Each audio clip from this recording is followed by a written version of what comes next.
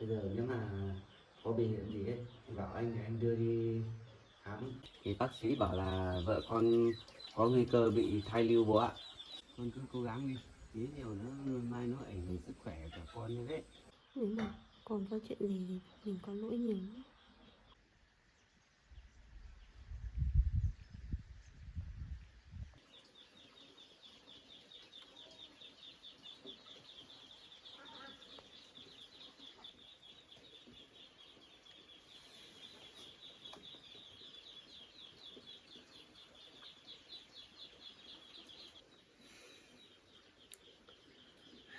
Qua mình đi thăm anh trai mà mình không ngờ có một chút thời gian đấy mà đã xảy ra nhiều chuyện như thế. Giờ không biết là mình có nên nói cho bố biết không. Lúc mình về thì anh ấy cứ dặn mà chuyện anh trái nhà không được nói cho bố biết, sợ bố lo lắng. Giờ biết làm nào nữa.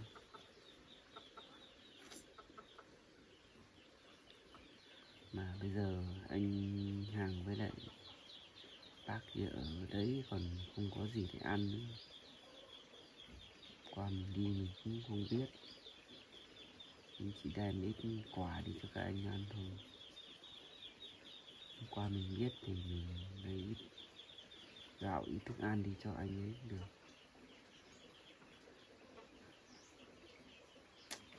Giờ cứ làm nào. Con nên nói cho bố biết không?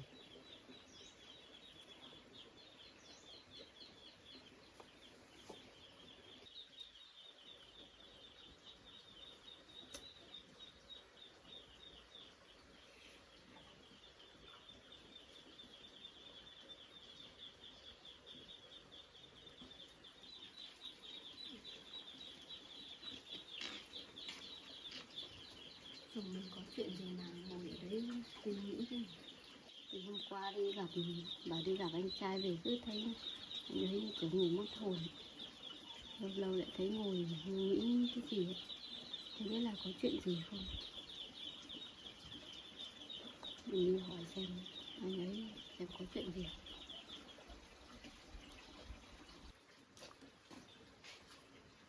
Anh đang ngồi nghĩ chuyện gì mà đăng ký đâu. Không, chuyện gì đâu, anh đang ngồi suy nghĩ về một số chuyện thôi mà. Có chuyện gì liên quan đến chuyện anh trai của anh à? Sao mà từ hôm qua anh đi thăm anh ấy về em cứ thấy anh khác ngồi suy nghĩ một mình thế. Có chuyện gì nói cho em biết xem nào. Thì cũng vì chuyện của anh Hàng ấy nhưng mà nên là anh ngồi đây suy nghĩ một chút thôi. Thì bây giờ anh ấy thì ly hôn với chị rồi thì anh ấy khác ở thì cuộc sống của anh ấy khó khăn lắm à? Thì chuyện của anh Hàng ấy, hôm qua anh có lên đấy nhưng mà anh Hàng bây giờ cũng không có chỗ ở nên mà. Không phải anh ấy có một cái nhà ở trong núi kìa. Nọ thì bố nói đây. Có nhà ở đấy nhưng mà hôm trước thấy bảo là anh đến đấy thấy anh kể bảo là nhà bị cháy. Nhà bị cháy á? Nên là giờ anh đi vào đấy anh cũng xem xung quanh đấy cũng chẳng không có gì. Anh hôm nọ anh thấy ở cái lều cũ đấy anh thấy có đào có hai cái hố nhưng mà anh cũng không biết làm gì không. Anh mới hỏi thì anh với bác có bảo là trước đây nhà cháy xong là mới đào hai cái hố đấy thì buổi tối trời lạnh nên là anh với bác phải lá chuối để chui vào đấy ngủ. Thế sao mà bị cháy nhà được nhỉ? À, sao anh ấy khó khăn như thế mà lại không về tìm mình? Mình có thể không, mình có nhiều, không có gì giúp đỡ thì mình có chăn thì cũng cho anh ấy một cái chăn để anh ấy đắp được mà. Thì anh cũng định hỏi thế nhưng mà đi vào đấy thì anh Hàn ấy thì cũng bây giờ ở đấy cũng không có gì nữa. Anh đi vào đấy anh không biết là nói thế nào được luôn á. Nhà không có cái gì ở trong đấy, bây giờ có mỗi cái nồi với lại cái bát thôi, mấy cái bát thôi, chả có cái gì cả. Thức ăn cũng không có, gạo cũng không có, mà qua anh đi anh cũng không biết là anh ấy xảy ra nhiều chuyện như thế, nên là anh có đem ít cam đi thôi. Thế hôm nào anh lấy một ít gạo hay là một ít thức ăn gì đấy để đi giúp anh ấy đi. Không thì kiểu mình cũng không biết đấy, nếu mà biết thì lấy đi luôn. Sao mà anh ấy gặp chuyện khó khăn như thế mà lại không xuống đây nói cho mình để mình giúp đỡ anh ấy. Thì anh ấy cũng chắc cũng có lý do gì đấy khó nghĩ thôi em ạ. Còn cái chuyện anh lên đấy gặp anh ấy để nói chuyện ấy, thì anh lúc về ấy, thì anh có dặn là về cũng đừng nói cho bố biết cái chuyện anh bị cháy nhà ấy, sợ mấy nữa bố suy nghĩ nhiều không lại ốm ra, nên là anh cứ dặn đi dặn về. Thế chắc hôm nọ là anh ấy bị cháy nhà, nhưng mà anh ấy cũng không dám về đây, về nhà mình để nói cho mình biết ấy, vì sợ bố biết bố lại lo lắng. Thì anh ấy chắc cũng thương bố em ạ, thì anh ấy cũng sợ bố suy nghĩ nhiều, sợ bố ốm ra ấy. Thế anh ấy dù gì cũng là con của bố ấy, thì anh ấy nghĩ cho bố, nếu mà về đây nói cho bố biết này thì bố lo lắng cho anh ấy. Vâng, thì anh anh lên thì anh cũng bảo là hôm nào anh cũng xuống chơi với bố. Thì hôm qua anh lên thì anh nói rằng là anh cũng lỡ mồm nói bảo là bố bị ốm, nên là anh bảo là hôm nào anh mới xuống chơi, nhưng mà cũng chưa thấy anh xuống đến. Thế chắc là anh ấy xảy ra nhiều chuyện này thì anh ấy chưa có thời gian. Nhà còn bị cháy như thế thì bây giờ còn phải lo làm nhà nữa. Thế nhà anh ấy đã làm lại nhà chưa? Nhà anh ấy á, anh ấy làm thì cũng có mỗi cái bạt chè trên thôi, còn xung Yeah. quanh kia thì thấy lấy một tí lá cọ ở che xung quanh đấy thôi, Thế chứ thế còn chỗ ngủ thì bây giờ hẹp thế, thì giường thì có mỗi một cái. Thì tối anh bảo là anh thì mẹ bác thì nằm ở dưới đất, còn anh thì nằm ở trên giường, cái giường cũng bé bé thôi. thế này thì cũng vất vả quá anh này. Mình thì hôm nọ anh đi ấy, anh không bảo anh ấy, bảo là nếu mà lúc nào mà anh ấy làm lại nhà to ấy thì gọi cho anh để hai vợ chồng mình lên giúp anh ấy được ít nào hay ít đấy. Không thì anh ấy với bác một mình thì dựng cái nhà thì cũng tốn rất nhiều thời gian nữa.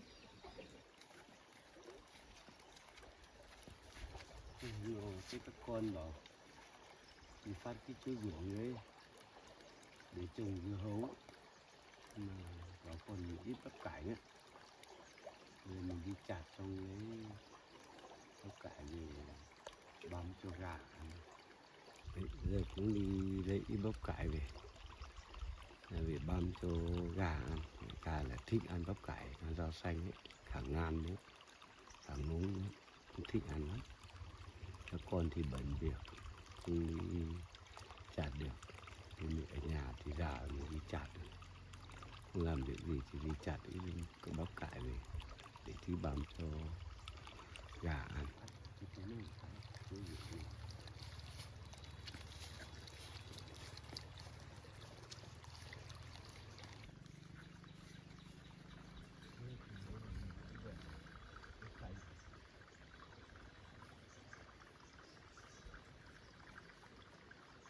Bắp cải đó, bắp cải già lắm rồi đấy.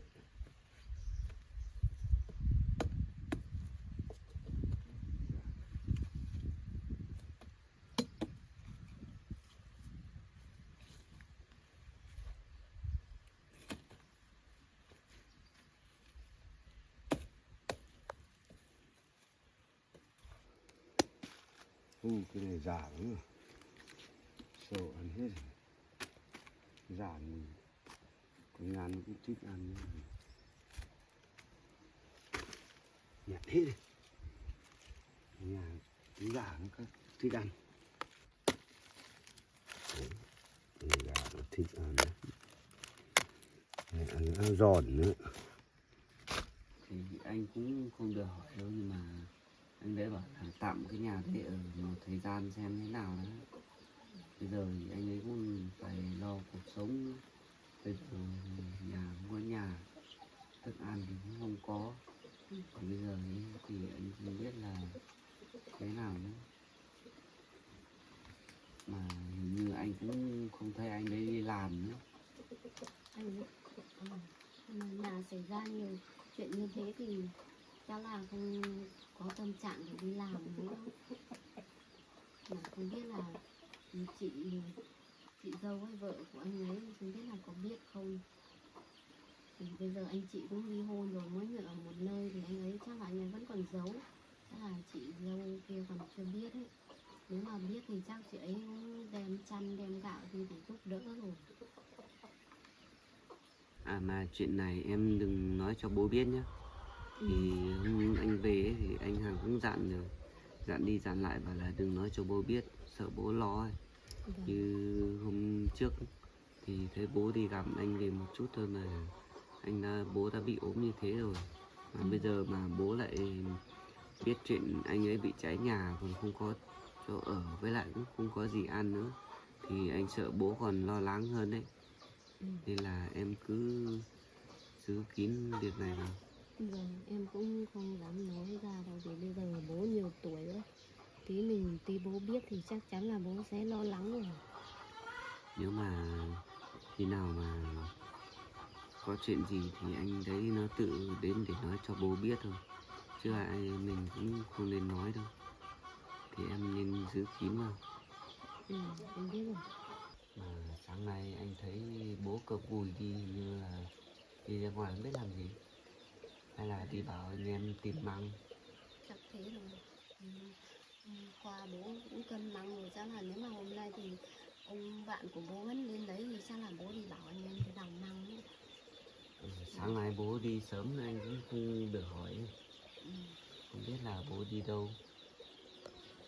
Mà em chuyện này thì em đừng nói bố biết ấy. Thì nếu mà bố ở nhà thì anh cũng không kể chuyện anh Hằng cho em biết đâu, sợ bố ở nhà bố nghe thấy bố lại lo ấy. Vâng, em biết rồi, em cũng không nói đâu. Ô, em sao ấy? Đau bụng. Đau bụng á? Mà hôm qua em bảo không sao rồi mà, sao hôm nay vẫn đau bụng? Em vẫn đau à? Biết lại lâu lâu nó lại cứ đau, nhói đau. Không biết là hôm qua thì nghỉ thì cũng không thấy đau mà. Chuyện này em bị này không ổn đâu, hay để anh đưa em đi khám nhé. Chắc không sao đâu anh ạ, để em nghỉ ngơi một lúc chắc là nó lại khỏi thôi mà. Thì em bị được mấy hôm rồi, thì chắc anh phải đưa em đi khám thôi, chứ ở nhà này anh cũng không yên tâm đâu. Hay là để mai đã, xem nếu mà không khỏi thật thì mới đi anh ạ. Này không được đâu, mấy hôm nay em cứ bảo là để mai, thì để đến mai thì em lại không chịu đi. Em còn đau bụng thế này thì ở nhà này không tốt đâu. Không, em cứ để này anh không yên tâm đâu. Em cứ bảo mai thì mai em lại không chịu đi ấy. Nên là tốt nhất hôm nay anh cũng không làm gì, nên là tí nữa em với anh đi, để anh đưa em đi khám rồi. Bụng này có em bé này to hơn. Chắc là em bé lớn hơn ấy, nên là nó đau. Đau mà bị đau này anh cũng không yên tâm đâu. Tốt nhất là em cứ theo anh đi đi. Thế nếu mà anh không làm gì thì em đi khám cũng được, thì cũng lâu rồi. Trước mình khám lúc đấy thì có mấy tuần thôi, thì bây giờ chắc cũng được hơn 3 tháng rồi. Thì cứ đi khám xem nó như thế nào. Đi khám để còn biết chứ, không cứ ở nhà này em còn thỉnh thoảng đau bụng này thì anh cũng không yên tâm đâu. Em đau nhiều lắm à? Nó cứ đau từng cơn đấy anh ạ. Nó đau xong rồi nó lại đỡ, xong là nó lại đau. Này không ổn đâu. Thôi em ngồi đây đi, để anh đi vào dọn đồ xong rồi anh đưa em đi nhá.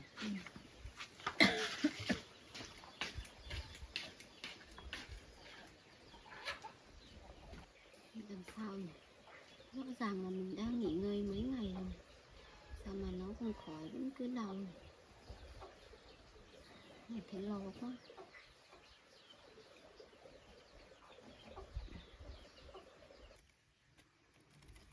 Già quả này chắc thế.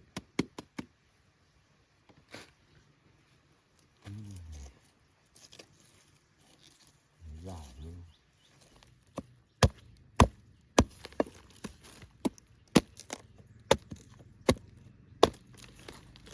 Cái con dâu là cái con nó trùng nhiều lắm, rồi nó đi bán cũng sao hết rồi. Còn mấy củ đây là bây giờ nó cũng hết vụ rồi, nó già rồi. Thì chặt về cho gà ăn. Thì bây giờ nó sắp thối củ ngoài. Cái ăn bóc vào trong ăn ngon lắm nhá. Cái này là tí mình để mình bóc cái phần nó thối bên ngoài cho gà ăn. Thì mình ăn cái phần bên trong, bóc phần bên trong rất là tốt. Phần tốt đẹp lắm rồi. Cuốn chặt rồi đấy. Nên ăn là ăn ngon đấy. Nếu như ta thái nhỏ xong là xào với hành tỏi là ăn được đấy. Nó cọc cọc cọc thế này mà.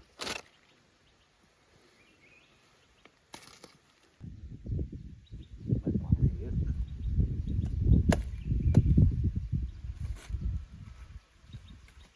Bóc cái giả ra.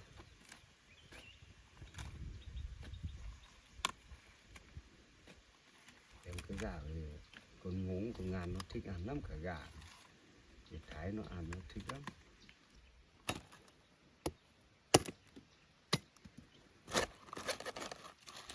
Đấy, chặt mới củ ra thấy sắp đầy cái ui rồi.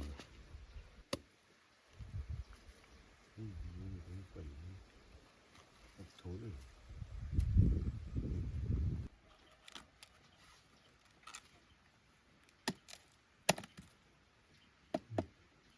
Ăn được đấy. Ăn thì lại không ăn được hết, vì thái cho gà ăn một phần. Ăn gà nó béo lắm nha, trong này nó ăn rau xanh nữa. Gà thích ăn tôm cải lắm.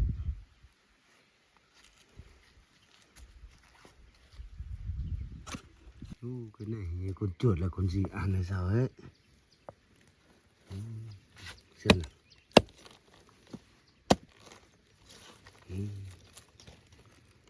Chuột nó ăn đấy thì nào cũng lại về chặt hết đi.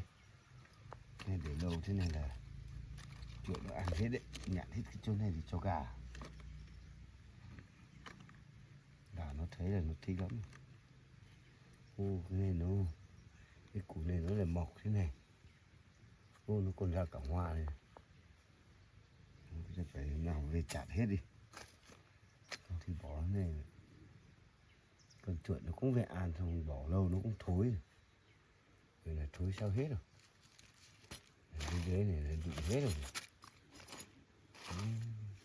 Cái củ này mọc cũng hại thật đấy. Đây này. Củ này nếu không thối là cũng đẹp đấy. Nó bọng này. Nó bỏ ra từ củ bé bé này. Đây. Đây này.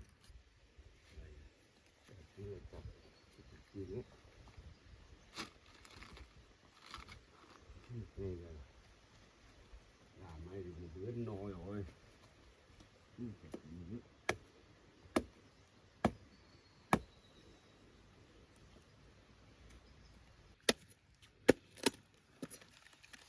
Nhìn chứ nó cũng đẹp mà nó là mọng lên chứ.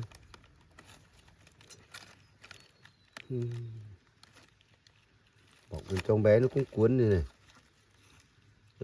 Nhỉ, nó cuốn ở bé này.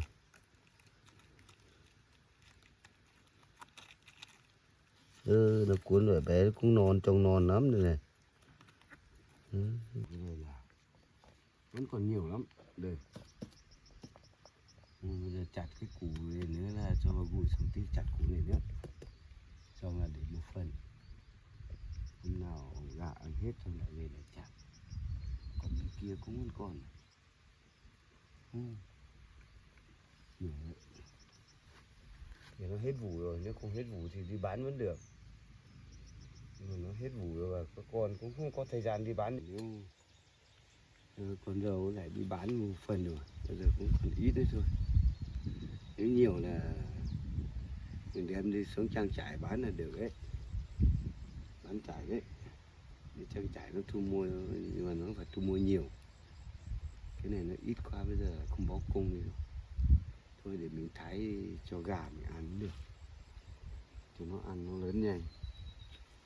Gà nó thích ăn lắm. Bây giờ đây rồi, chỗ đấy còn đừng được một quả nữa. Cái quả kia đừng cái chỗ này.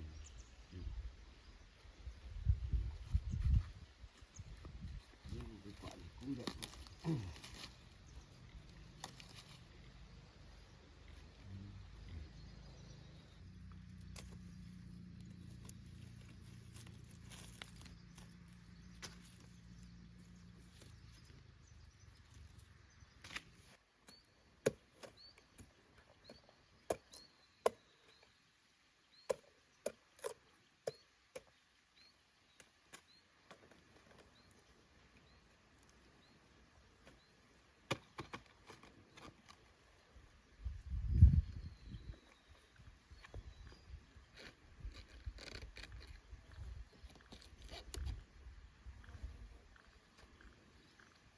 Đúng thẳng đấy.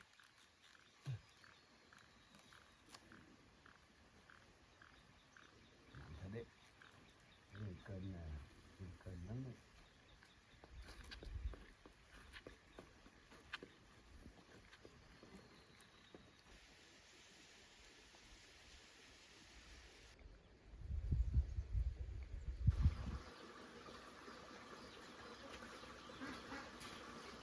Bây giờ ngon thật. Đây cái gì dại đó.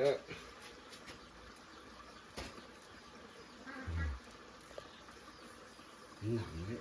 Đến đây có thấy mệt. Tí đã. Thì bên bằm cho gà ăn được. Chả trái đói ở với tìm ẩm ẩm ăn được.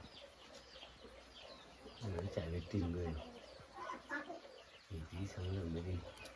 Này biết các con nó đi đâu. Nó đóng hết cửa. Nó đi làm cái gì. Không thấy nhà đó. Cái cửa cho nó đi làm. Mà con dâu là thấy kêu đau bụng mà. Nhưng mà vẫn còn đi làm. Cái đóng cửa hết rồi chắc hai con lại đi làm rồi. Thấy lồ lắm chứ. Con bảo đừng đi làm nữa, ở nhà thôi. Mình lại đi làm nữa, không thấy rồi. Cái đóng khóa hết cửa. Bây giờ đã mịt rồi. Bây giờ lấy cái miếng kia về giải. Cái này sao bằng.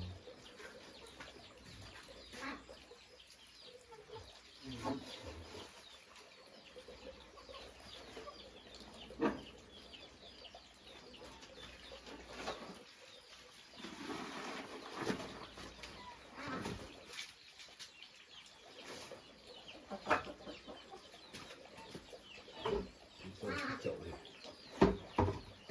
Cái dưới vừa đã.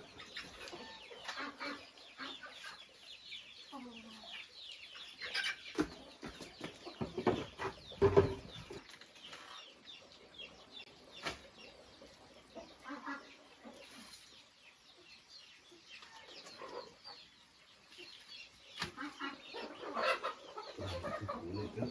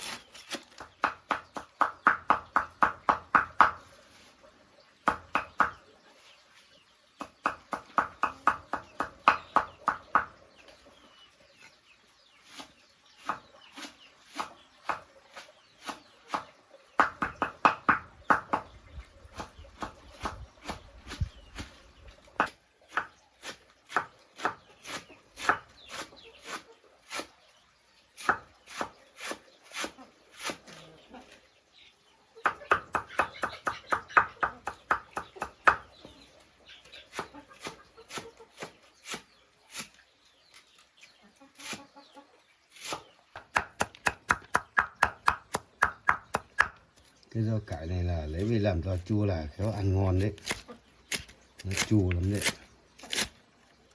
cái bắp cải ấy.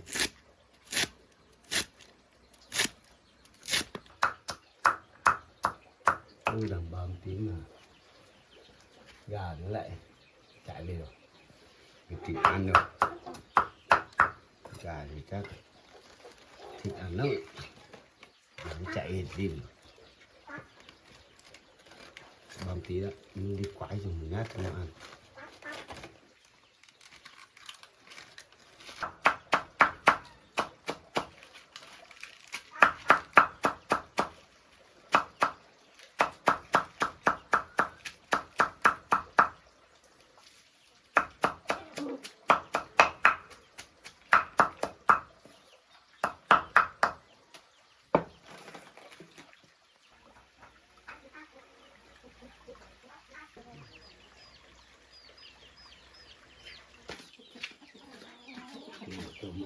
Có cắm nữa.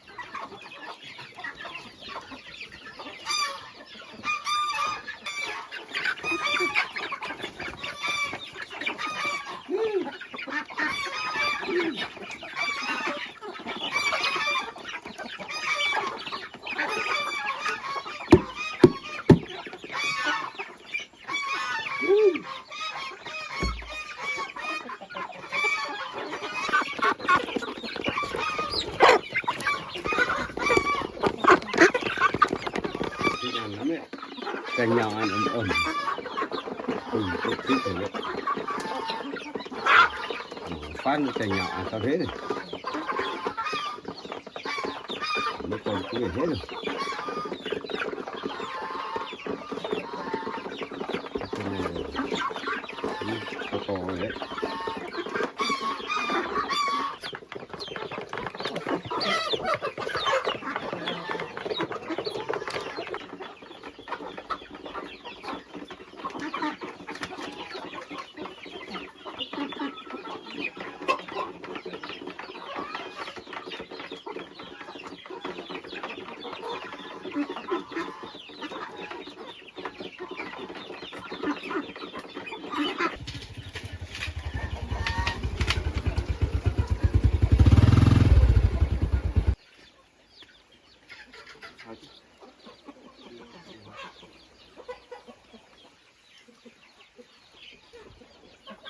Ui nhỉ,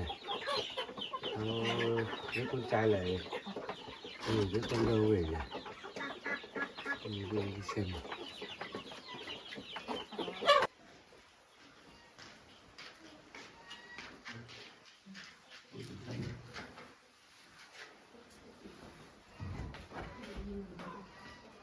Nó nằm xuống đây.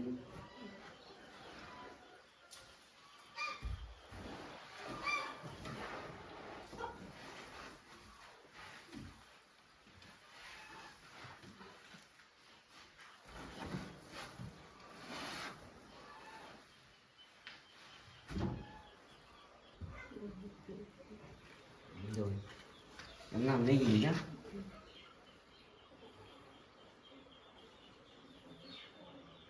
Người có sao không?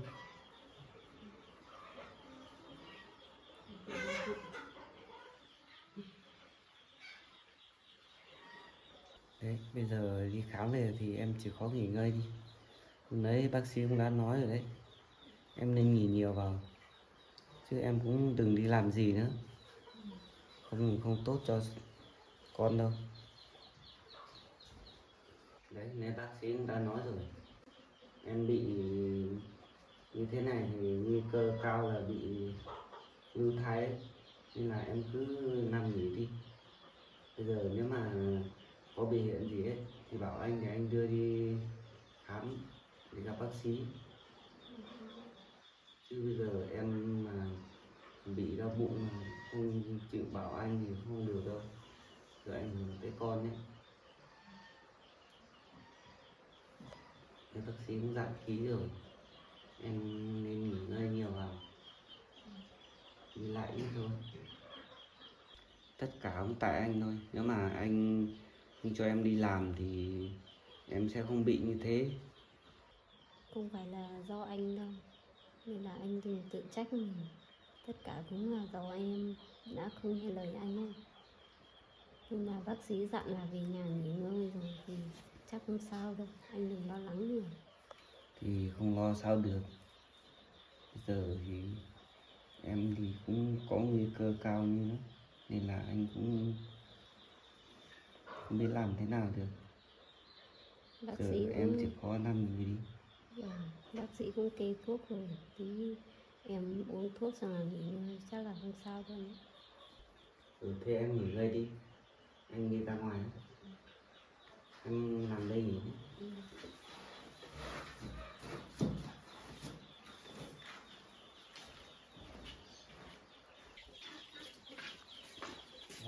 Vâng, đứa con bị sao ấy? Lấy vợ con bị đau bụng ấy, nên là con sáng con đưa vợ con đi khám. Thì bác sĩ bảo là vợ con có nguy cơ bị thai lưu bố ạ. Thế bảo con dâu bảo không đi làm, nên đi làm thì nó mới bị như thế. Vâng, bây giờ cứ cho vợ con nghỉ ngơi xem thế nào, theo dõi xem nào thôi. Bác sĩ bảo là cứ ở nhà uống thuốc xem thế nào đấy. Nếu mà có biểu hiện gì thì phải đem ra đấy ngay bố ạ. Con đem đi chụp chiếu nói bảo như thế nào? Thì bác sĩ bảo chỉ bị lưu thai thôi, thai lưu thôi, nên là cứ về nhà nghỉ ngơi thôi. Bác sĩ bảo là không có nguy cơ thôi, nhưng mà bây giờ cứ phải theo dõi xem thế nào đã. Chứ bây giờ cũng cứ cho vợ con ở nhà là nghỉ thôi.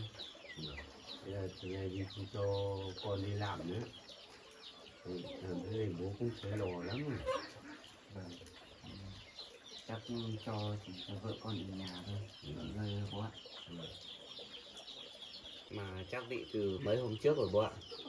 Nếu mà mình biết sớm thì mình đem đi ra đấy thì bác sĩ chẩn đoán thì lấy thuốc uống sớm thì sẽ tốt hơn.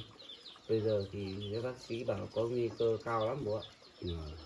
Thế thì mấy hôm trước thì thấy con dâu bảo đau bụng rồi bố bảo không cho đi làm nữa. Làm sợ nó thai nó yếu ấy, thì nó mới đau bụng. Thì bố cũng lo quá. Vâng, bây giờ bị thế thì cũng không biết làm thế nào, cứ để cho nghỉ ngơi thôi. Thế thì con đi khám chụp chiếu này thì bác sĩ nó kê thuốc cho con dâu chứ? Kê hết rồi bố ạ. À, Bác sĩ cho thuốc cho ấy để uống rồi. Bây giờ thì cứ theo dõi xem thôi bố ạ. vâng. Như thế thì cứ bác sĩ kê thuốc cứ đừng cho uống xem nó từ gì nó đến chuyện thế nào.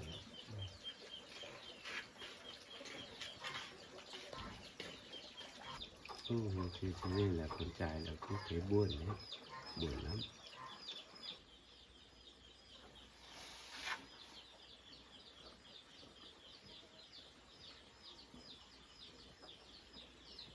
Con trai là chắc là nó cũng nó nghĩ nhiều đấy, cũng buồn đấy.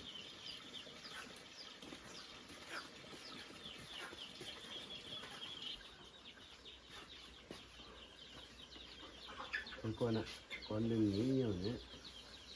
Nghĩ nhiều thì nó buồn thì nó ảnh hưởng sức khỏe đấy. Chắc bác sĩ nó cũng cho thuốc uống thế chắc cũng không sao được. Con cũng chỉ mong thế rồi bố ạ. Thế thì con cứ chăm sóc vợ con cho tốt vào thì chắc nó không sao đâu. Vâng, giờ con cũng chỉ mong vợ con không sao thôi. Nếu mà được trước hôm nọ trước mà vợ con bảo đau bụng mà con đưa em đi sớm hơn thì tốt quá bố ạ.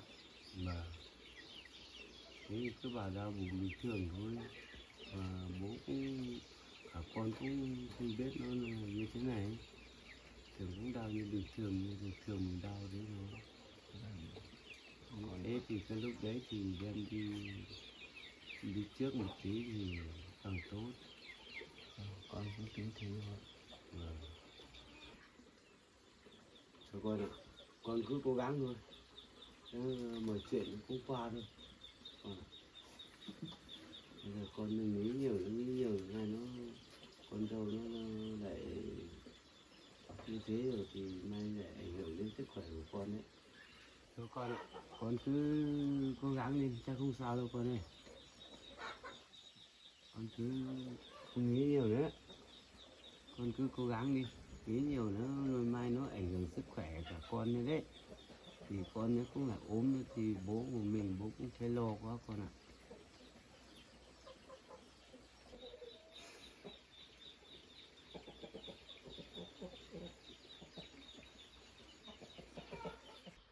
Không biết con có làm sao không. Nếu mà con có chuyện gì thì mình có lỗi nhiều lắm. Vì mình đã không chú ý nghỉ ngơi.